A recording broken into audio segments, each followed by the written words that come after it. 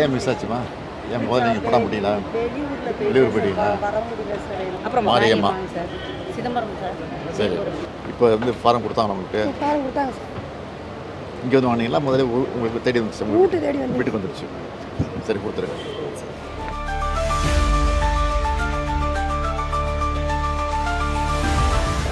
எந்த ஊர்மா? Chidambaram chicken chicken.